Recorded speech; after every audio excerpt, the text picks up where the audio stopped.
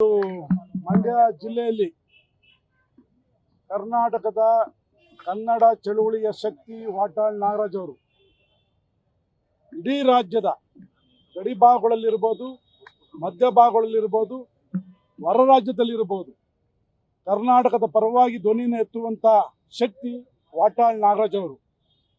ಇವತ್ತು ರಾಜ್ಯದ ಎಲ್ಲ ಪಕ್ಷಗಳನ್ನು ವಿರೋಧಿಸುತ್ತಾ ಕನ್ನಡ ನಾಡಿನ ಪರವಾಗಿ ಧ್ವನಿನ ಎತ್ತುವಂಥ ಕೆಲಸವನ್ನು ವಾಟಾಳ್ ನಾಗರಾಜ್ ಅವರು ಮಾಡ್ಕೊಂಬರ್ತಾ ಇದ್ದಾರೆ.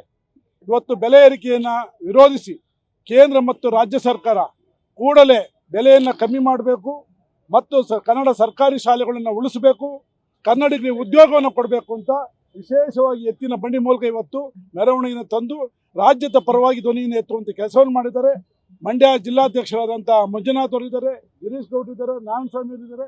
ಎಲ್ಲರೂ ಹೋರಾಟಕ್ಕೆ ಶಕ್ತಿ ತುಂಬೋದ್ರ ಮೂಲಕ ವಾಟಾಳ್ ನಾಗರಾಜ್ ಅವರ ನಾಯಕತ್ವದಲ್ಲಿ ಕನ್ನಡ ಸೇನೆ ಕರ್ನಾಟಕ ಸಹ ಸಂಪೂರ್ಣವಾಗಿ ಅವರ ಹೋರಾಟಕ್ಕೆ ನಿಲ್ಲುತ್ತೆ ಅಂತ ಇವತ್ತು ಎಚ್ಚರಿಕೆಯನ್ನು ಕೇಂದ್ರ ಮತ್ತು ರಾಜ್ಯ ಸರ್ಕಾರಕ್ಕೆ ಕೊಡ್ತಾ ಇದ್ದೀವಿ.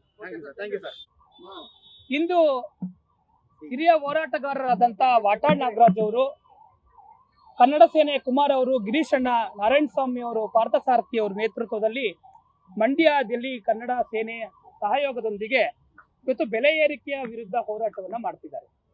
ಸರ್ಕಾರಿ ಶಾಲೆ ಉಳಿಯಬೇಕಾಗಿದೆ, ಬೆಲೆ ಏರಿಕೆಗಳಿಂದ ತತ್ತರಿಸಿರುವಂತಹ ರೈತರನ್ನ ಕಾಪಾಡಬೇಕಾಗಿರುವಂತ ಸರ್ಕಾರಗಳ ಎರಡೂ ಸರ್ಕಾರಗಳ ಹೊಣೆಗಾರಿಕೆ ಆಗಿದೆ.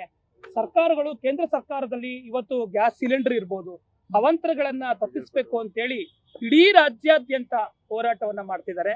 ಕನ್ನಡ ನಾಡಿನಲ್ಲಿ ಸರ್ಕಾರಿ ಶಾಲೆಯ ಉಳಿಬೇಕು, ಕನ್ನಡ ಭಾಷೆ ಅಗ್ರಸ್ಥಾನಕ್ಕೆ ಹೋಗ್ಬೇಕು ಅನ್ನುವಂಥದ್ದೇ ವಾಟಾಳ್ ನಾಗರಾಜ್ ಅವರ ಆಗ್ರಹವಾಗಿದೆ.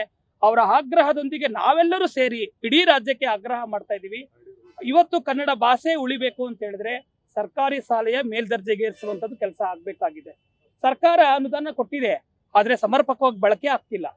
ಕೇಂದ್ರ ಮತ್ತು ರಾಜ್ಯ ಸರ್ಕಾರಗಳು ಆಡಳಿತ ಭಾಷೆ ಕನ್ನಡ ಉಳಿಸುವುದರಲ್ಲಿ ಮುಂದೆ ನಿಲ್ಬೇಕಾಗಿದೆ. ಇವತ್ತು ಸಂಸದರಾಗಿರುವಂಥ ಸಂಸದರ ಕರ್ತವ್ಯ ಏನು ಅನ್ನೋದೇ ಮರ್ತೋಗ್ಬಿಟ್ಟಿದ್ದಾರೆ.